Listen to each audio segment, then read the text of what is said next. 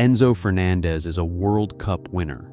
He cost more money than any British club had ever paid for a single player. And a huge slice of the soccer world genuinely cannot stand him. Enzo Fernandez, Argentina's midfielder. The man the London club Chelsea paid a British record to sign, is one of the most decorated 25-year-olds on the planet and one of the most disliked. The medals say superstar. The reaction says villain. Here's how both are true at the same time. Start with the resume, because it makes the hate stranger. In January 2023, Chelsea paid Benfica, a Portuguese giant, a fee of £106.8 million for him. That was a British record, meaning no club in England had ever spent more on one player. For context, an American would feel, think of the single biggest free agent contract your team ever handed out, the one that made you spit out your coffee. That was him at 22 years old. And he delivered. He had already won the 2022 FIFA World Cup in Qatar and been named the tournament's best young player. Then he won the Copa America, South America's version of the Euros, the championship of an entire continent, in 2024. With Chelsea, he has won European and World Club trophies. On paper, this is a star.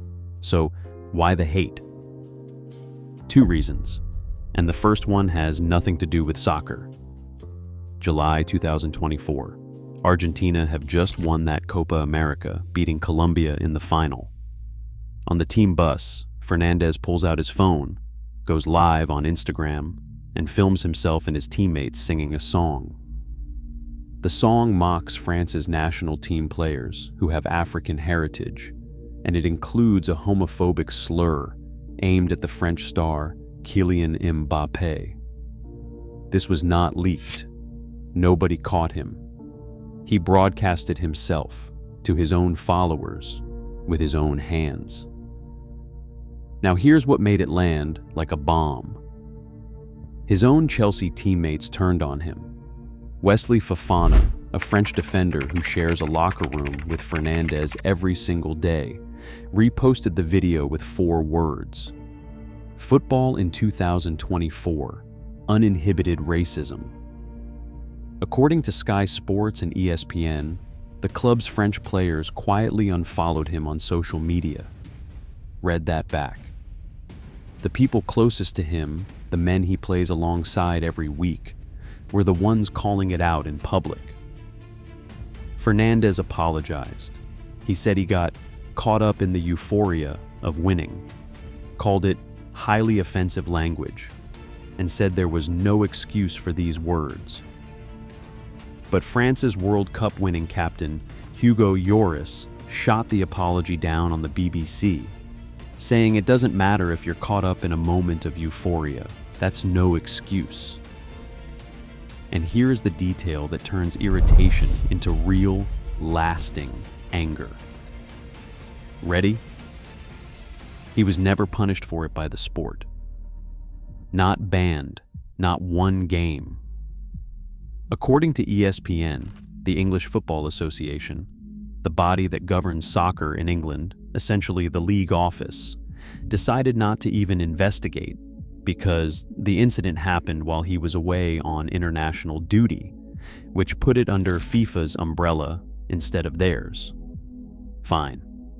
Except just days earlier, that same English FA had hit a Tottenham player, Rodrigo Bentancur, with a 7-game ban for a discriminatory comment because his was made in a personal capacity, so it fell under their jurisdiction. Let that sit for a second. Same league, same kind of offense. One player gets 7 games, the other gets a technicality and walks. 7 games for one man, 0 for the other. For an American, picture your league office saying, "Not our problem. That happened while he was overseas with the national team. Go talk to the international committee," and then the international committee just goes quiet. That's the hole Fernandez slipped through.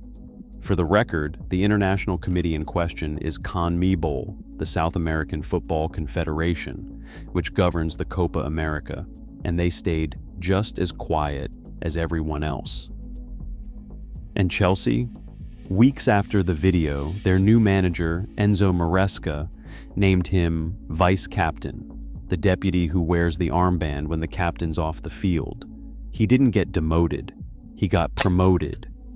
Now, in fairness, and this is where the pure outrage channels stop being honest, it's not as if nothing happened. The anti-racism group Kick It Out pointed out that Fernandez wasn't the only one singing. Many players could be heard in that video.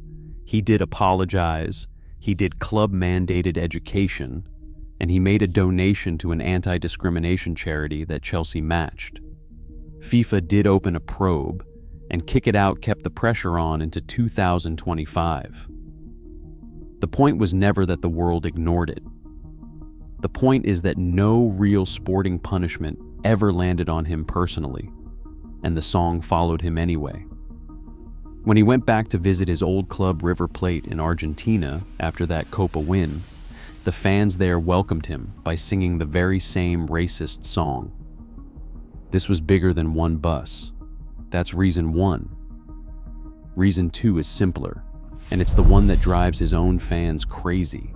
He keeps hurting his own team. Because this red card in the World Cup final, it wasn't a one-off.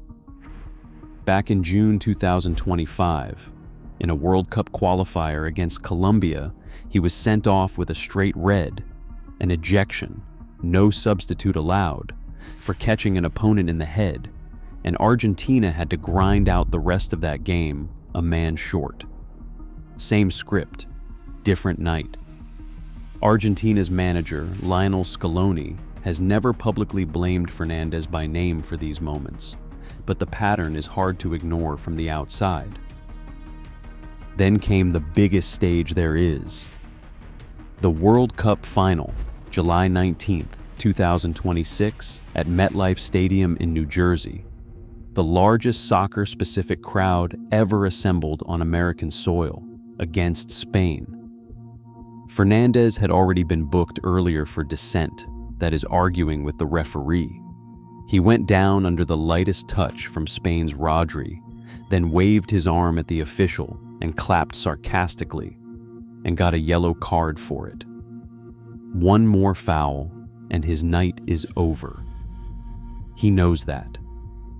And in the 93rd minute, with the game scoreless, he launches into a late, reckless challenge on Spain's Pau Cubarsí, Barcelona's teenage defender, one of the breakout stars of the tournament, and gets his second yellow, which means red, which means he is ejected.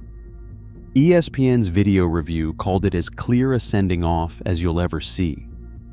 Complete disregard for the safety of his opponent.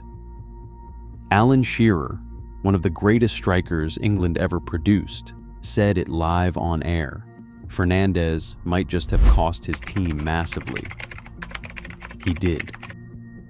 Argentina played the entire overtime a man down, lost 1-0 to Spain, whose manager, Luis de la Fuente, called it the most complete performance his team had ever produced, and the World Cup was gone. And his response? He posted a statement that never once mentioned the tackle. He wrote that there's something much bigger than a result, and that wearing the shirt is the greatest honor of his career. Read that with the red card still in your head. The greatest honor of his career ended with him in the tunnel, while 10 teammates got overrun without him. So ask yourself the only question that matters here. Does he ever actually pay? Right now, FIFA is investigating an ugly brawl that broke out after that final, with prosecutors involved and bans still pending.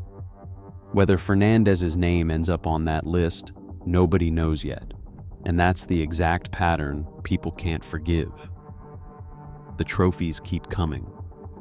The British record fee still stands, and every time the bill comes due, for the song, for the red cards, someone else seems to pay it. his teammates, his country. Never quite him. The next word comes from a FIFA hearing room whenever it comes. Until then, the most decorated 25-year-old in the sport is also the one his old fans once chose to greet with a racist chant, and the one who walked off the biggest stage in the game, having handed it to the other team. Both things are true. That's the problem.